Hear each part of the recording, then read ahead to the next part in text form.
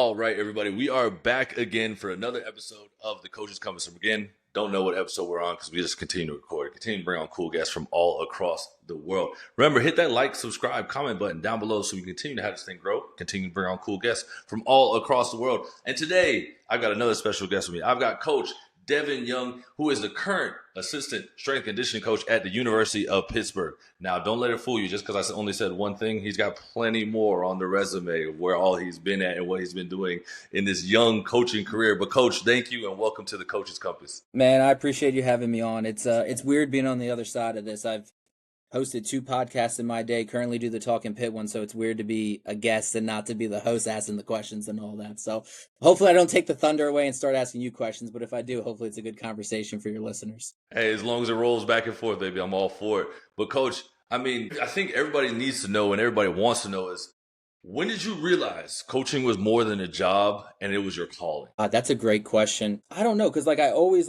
in going into my undergrad I played ice hockey growing up, and that was my thing. I only cared about playing hockey. I wanted to go to college to play hockey. The degree or whatever just would have been a bonus, and hopefully from there maybe I could have went to overseas to play. That was all I lived for, right? Was playing hockey. But my mother was a special ed teacher, and I don't know, I was oh, maybe I'll be a teacher. Again, hockey, you can't just go outside and play. Ice is expensive, so I'd volunteer to help at camps because it was free ice time for me. And you get to know people who then all of a sudden be like, hey, we're going to skate at 6 a.m. before the camp. Do you want to come skate? I was like, absolutely. That's more free ice time. So I don't know if I knew it was a calling, just kind of something I enjoyed doing. I liked teaching. I liked helping out the younger kids, even though it was a side benefit for me to get free ice time. And that just kind of spoiled into I remember my grandfather always being like, if you do what you love, you never work a day in your life and all that. And my father's a union truck driver, 2 jobs always. My mom was in public school, enjoyed her job, but I don't know if either one of them would have said they love their job, right? I tell the kids all the time, what time do you get in? I'm like, oh, 5. But you're not leaving till 5. Yeah. And it's they hear the hours. I'm very transparent of yeah, I don't make sometimes the great money depending on the places I've been and all that. But I can say I've never truly worked a day the 9, almost a decade maybe I've been in the profession now, if you count interning and GAs and all that with it. Um, yeah, I don't know. I guess maybe through 18 through 21 realized hey, this is what I want to do, and just kind of never looked back and never seemed like a job. So I guess organically it became a passion and just knew it was what I wanted to do. I mean, playing sports my whole life, I was never the superstar. So again, now being able to give into these kids of put them on some game, whether that be hey man, get some 8 hours of sleep. That party on Saturday night, it's not going to feel like it's affecting you, but it's going to affect you. I know you're 18 and you can bounce back from almost anything because you're superhuman still, but imagine if you didn't do it, how much better would you perform on that game and that weekend and all that. So just trying to put them on life lessons. I've been down this road. I know it's fun. I know you're going to have a good time, but think about the little bit of sacrifice and how much more that could go. And especially with the track kids, I've been able to work track almost my whole full-time career. And I've had kids that have gone on to sign with Nike, Adidas, and all that. You want to talk about having fun, getting paid to do what you do is fun. Now you're traveling to Europe, you're going to Diamond Leagues, you're making a couple grand in a meet. Now you got a Nike deal, and that Nike money, I've seen people have it. It's a good deal to have. Oh, it's a great deal to have, right? That's a lot less stuff that you have to worry about paying for out of your own pocket. Oh, yeah. But so what was it like transitioning from being an athlete to going into full-time coaching? Because that's a hard part to let go of in your life. I mean, it's great that you get to continue to work with athletes, but has that part ever died in you that hey, now I'm no longer an athlete, I'm just coaching athletes? So I guess for me, it was when I left. So I played, do you know much about the hockey landscape of sports and all that? Right, yeah. So I went through high school and then I went and played juniors. So I didn't come into college till I was a 21-year-old freshman. So I was doing juniors till I turned 21. And then when I went to my school, I tried to walk onto the hockey team and I didn't make it. So for me, my career ended kind of before it even started. So that was hard for me. That was, again, I went to school. That was my only thing. So, all right, cool. Let me keep training. Let me try to walk on, because for hockey, you only have Division 1 or NCAA D3. There's only 65 Division 1 schools and maybe 70, 80 D3 schools. So if you want to play NCAA hockey, the pool of players is massive, but it's very small. It's very strength and conditioning. There's a lot of people that want these jobs, but there's only far and few between. And then the second year didn't work out again. Like, oh man, you're right there. Could have been like the fifth liner, but we had to go in so and so instead. And honestly, I took it hard. Like, did the whole college thing, probably partied a lot more, like tried to like find other avenues. But it wasn't until my junior year kind of like that died off and kind of really stuck to like, all right, I want to do strength and conditioning. I was working part time at a CrossFit gym, so kind of a little bit of coaching on the side and kind of getting that. All right, I like helping people. I like training. And then from there, like kind of just was like my junior year of college on was like I'm gonna be a strength coach. So kind of like midway through my year of like not playing in college, having that weird time of like, where's my identity? Because from kindergarten till 23, it was like I'm a hockey player. I want to play hockey. I'm gonna play hockey in college. And when that got cut from me, like it was just weird trying to find that next step. And again, athletes kind of working with athletes, it was kind of a seamless transition of like you're still part of it, you're not with it, but it just kind of then became a new obsession of like, all right, I'm going to go all in on this and kind of climb the ranks, do what I need to do to make it to where I am now.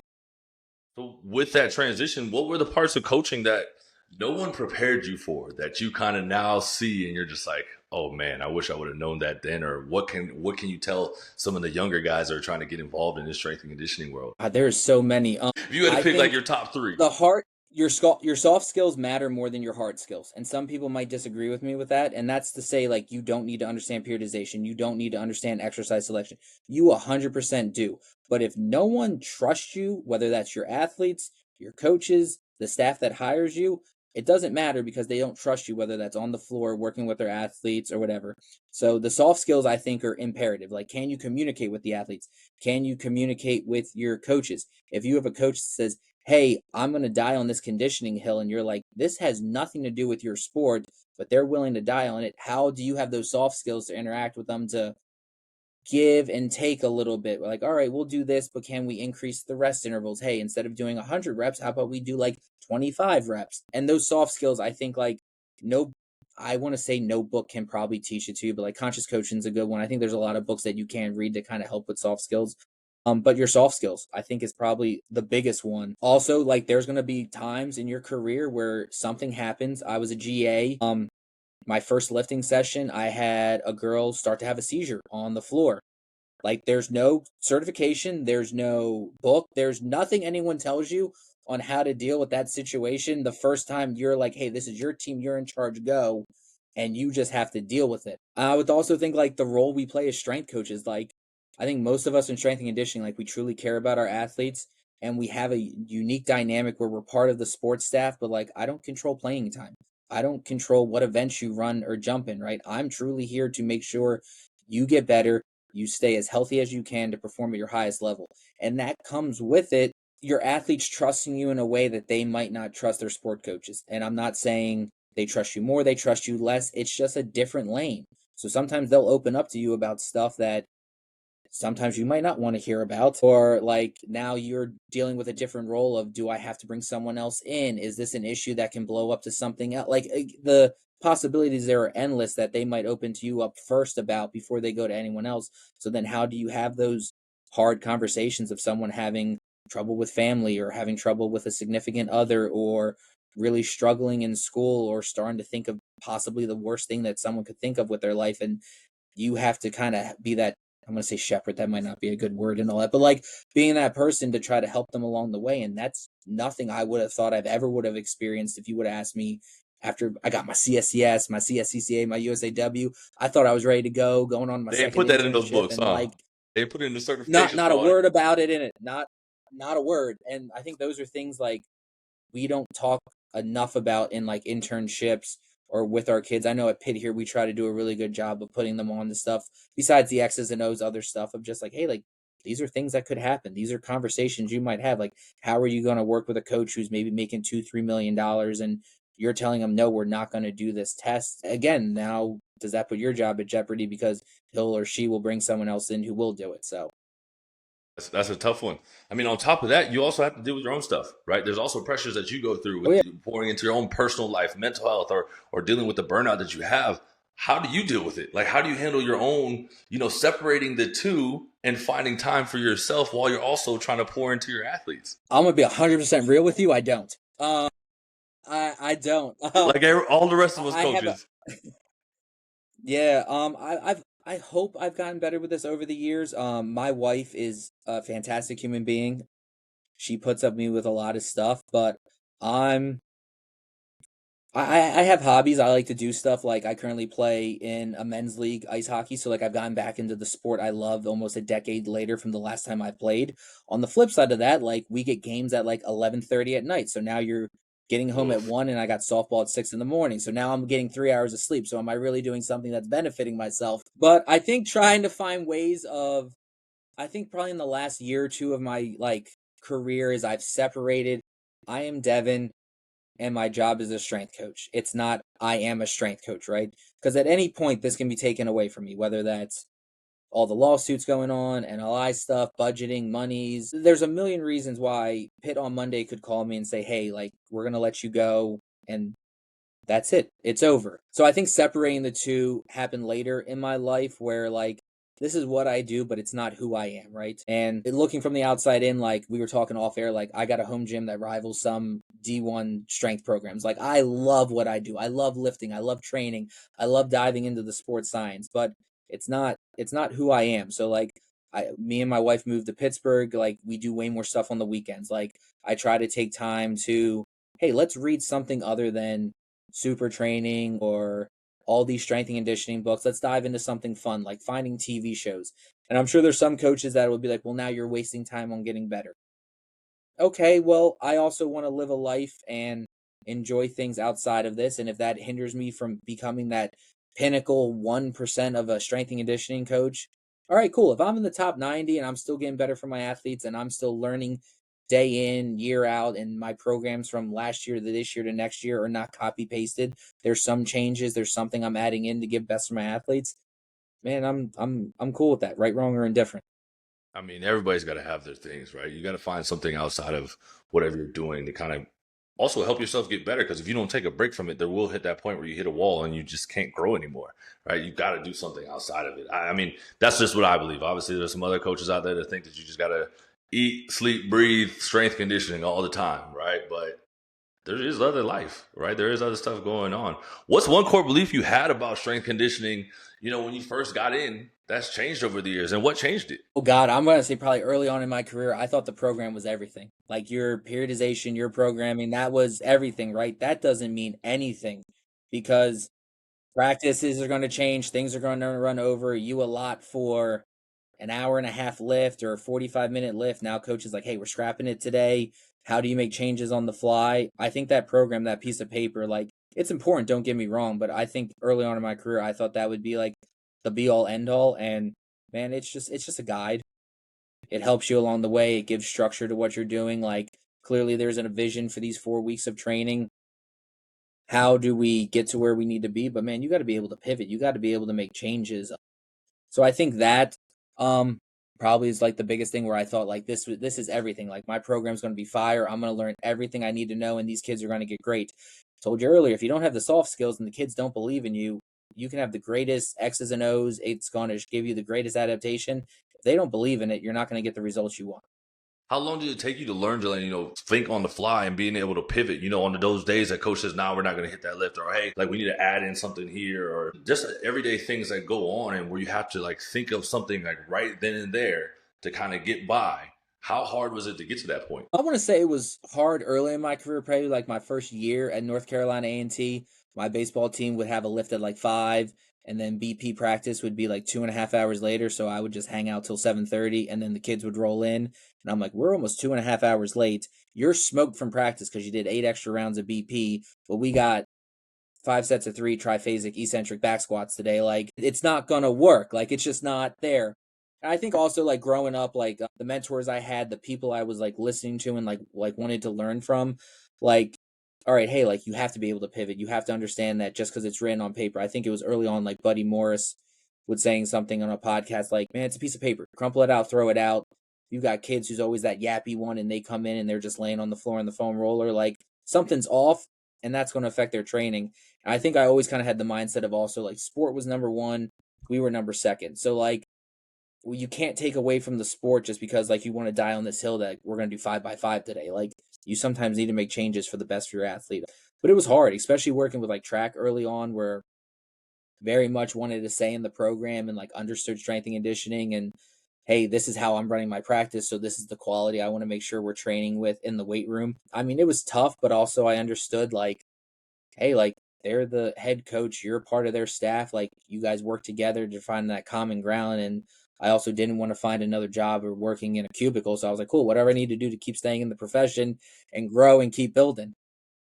For sure. How do you measure your success as a coach beyond those wins and the scholarships and the PRs? Like, what is success to you? God, this is a question I ask my guests. Why are you doing this to me? This is a great question. Love I flipping the feel like it script. stumps it's still every time I ask someone, everyone's like, "God, that was a great question." All right, success for me as a coach, right? So if I'm gonna say 80-year-old Devin, I'm looking back on my life, like again, however long this career takes me, 10 years, 15 years, wherever my time frame in strength and conditioning ends. If I'm looking back on it, I think it's how many kids are inviting you to their weddings, how many kids are having their first kid and texting you a photo like, "Hey, Coach Dev, like." I want you to meet so and so, my new son. How many kids, when they come back for alumni, have to get to the weight room and have to see you, right? I think that truly means, and you made an impact on someone's life besides getting them stronger, getting them faster.